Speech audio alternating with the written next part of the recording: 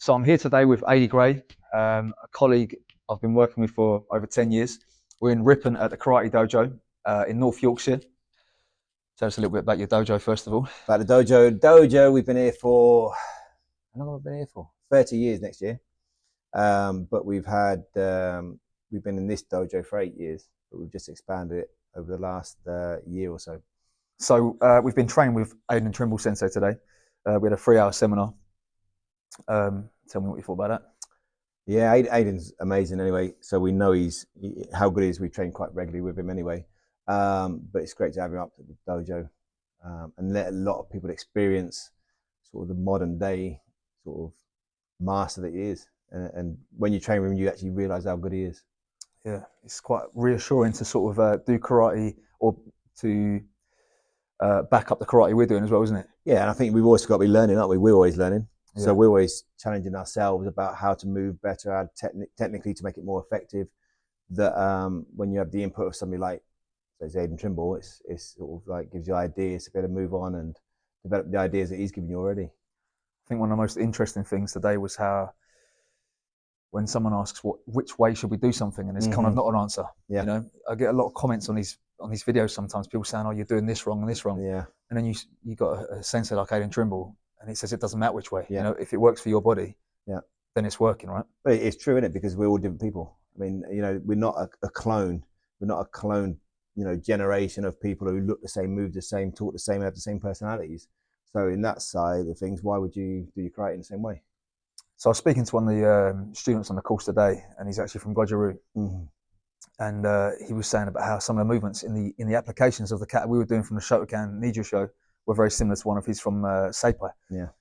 And when you sort of look at the karate and understand what you're actually doing in terms of application, everything is the same, isn't it?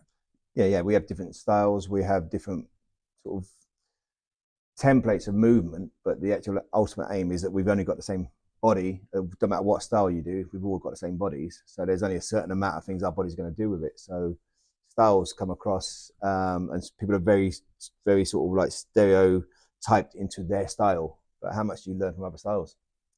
It's this thing in it where everyone's kind of trying to argue about whose style is best, but the similarities are much more frequent than the differences, aren't they? Yeah. If you train it and you try it, and don't do it in a stereotype competition way of Shotokan or a stereotype competition way of Shitoru. If you were actually to do it in a dojo, they are very similar. And we can learn from all the styles, can't we? How many styles do we in Shotokan are we too strong with? Yeah. And too powerful. We generate more power by relaxing like a Shitoru or a Goju movement in that sort of way to enhance our movement. And then sort of, as we were speaking about earlier, about the things not being necessarily right or wrong, even within Shotokan, we've got styles, isn't it? You know, so our Shotokan that we do is probably very different from some of the people that are also doing Shotokan, you know, like JKA, JKS or something else. And that's the beauty of it, isn't it? That is the art in martial arts, right? That's a variety that we have, you know, and again, it goes back to what you were saying about people saying what's wrong and right.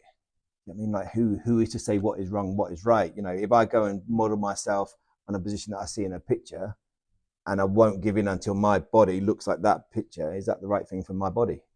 And this is when you get a lot of injuries and stuff in it long term, because people are trying to fit into certain shapes that don't fit them. Yeah. I mean, obviously the Japanese have different structures of their bodies compared to Westerners, you know.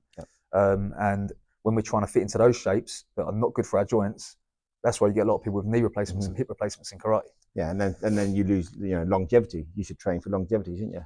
But that is moving correctly. Yes. Yeah, agreed. There's another one there with that movement as well, is, you know, since Aidan said it today, didn't he, about the foot position, you know, the feet position in sort of different people, different ages or whatever, you know, whatever sports they've done might have like molded their body in a certain way.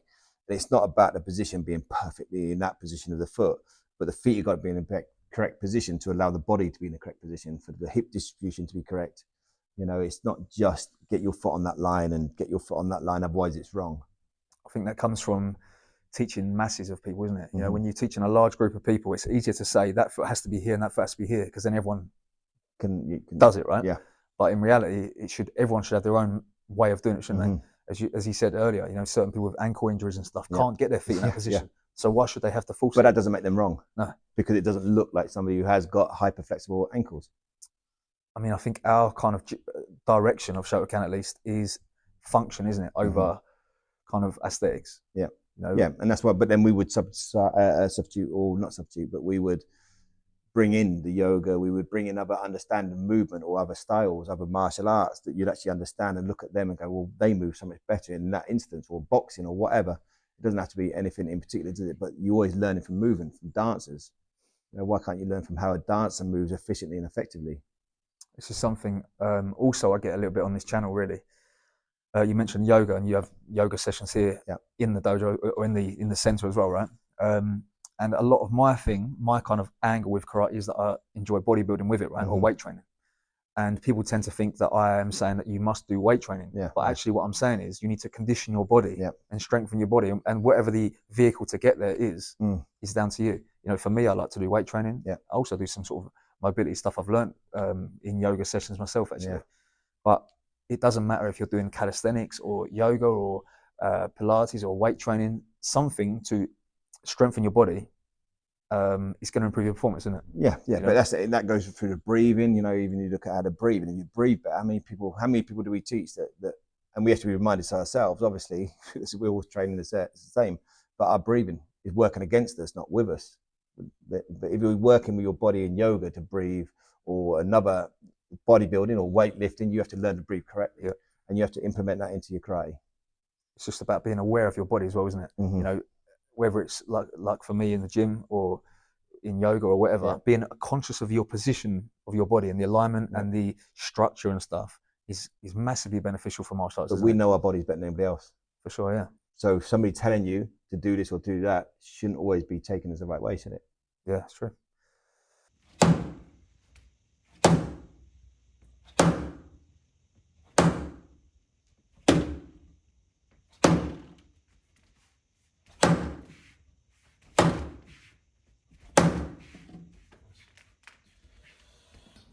You know, the wall,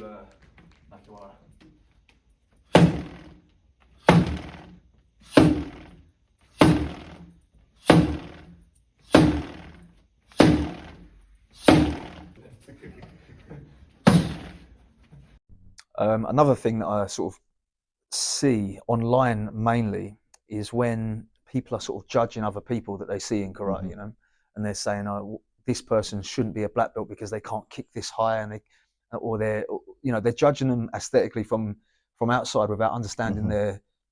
And we've spoken about this a lot, haven't we? About how, and we mentioned it even earlier, that karate should fit you and it should be for yourself, isn't it? And your own path and your own journey is yours, isn't it? Yeah. You know, it's not to be judged by outside people. Yeah. And another video I've done recently talking about this kind of stuff was that people are judging it based on their own dojo's requirements. You know, different dojos will have different things that they consider to be correct or what they're after for a certain grade. You know, it doesn't matter, does it? No. You know, as long as you're improving within your dojo under the rules that your dojo is setting, then as long as you're doing it healthily, safely, and effectively. You know, at the same time, you know, you're aware of people's, you know, this 2024, and it's a mental awareness of people's, you know, what they're going through, like you said, in their journey and stuff. It does have an impact on physically, you know, how you're thinking and how your mindset is does have effect on how you physically move. You know, so again, if you just judge anybody by a physical movement or a physical position or a picture, you know, but how did they get there? And again, it goes back to the same thing as when people judge it by a picture. You know, it's very easy to judge a picture in the finished position, but the middle position that we were talking about today in the course, the middle position is the important part, and that bit hasn't been snapped, or that bit hasn't been videoed, or it hasn't had the picture image, you know, showing the transition and the movement and the application. It's only showed the beginning and the end. So somebody may not have a great ending, or may not, you know, what people say, oh, that foot should be there, that foot should be this position, or whatever. But what about the middle bit was amazing? Then their karate is probably better than the person who had a lovely finish and looked like a model finish. Yeah, this is a thing as well when people are talking about application of techniques, and where I think, I mean, anyone can do whatever they like to do, right? And they can apply techniques how they like. But for me and for us, as we say, the middle section is the application, and people end up judging Agyuki, for example, a rising block and saying, "Oh, your body's open." Yeah. But this is not the block. That wasn't this is not how it works. You know, it's as you say, it's getting there in the middle. Isn't it? All the action happens here in the middle, and the end position is irrelevant if it's open because you're not in that position. You're not fighting someone from that position. And should it work? It would have worked before then. Yeah, before that finished position. It's already happened, isn't it? Yeah. You know, and you get a lot of people sort of saying, "Oh, you know, that block doesn't work. That block doesn't work because of you're opening yourself up," but they're missing the important part, which is in the middle, isn't it? Right? Yeah. It's the application. That's the bit that works, isn't it? So I know you have a lot of events at the dojo here. I'm going to be up here teaching with you on December the 1st of 2024. And I believe you have quite a lot of other things going on. So if you could tell us about. Yeah, well, we've just had Sensei Aiden Pinball. You know, in the past we've had Sensei Dave Hazard, Sensei Wayne Otto. You know, we always have lots of people who we try and learn from. We do performance workshops in-house where we combined, not actually connect at the same time. So we're not doing a form of yoga karate, but we do yoga to supplement karate. So we run 3 or 4 of them a year.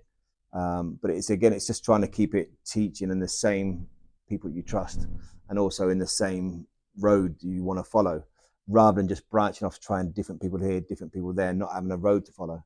You know, that then becomes confusing. That confuses your karate. So a lot of our courses are all, you know, handpicked to develop in the way that we want our own students to develop.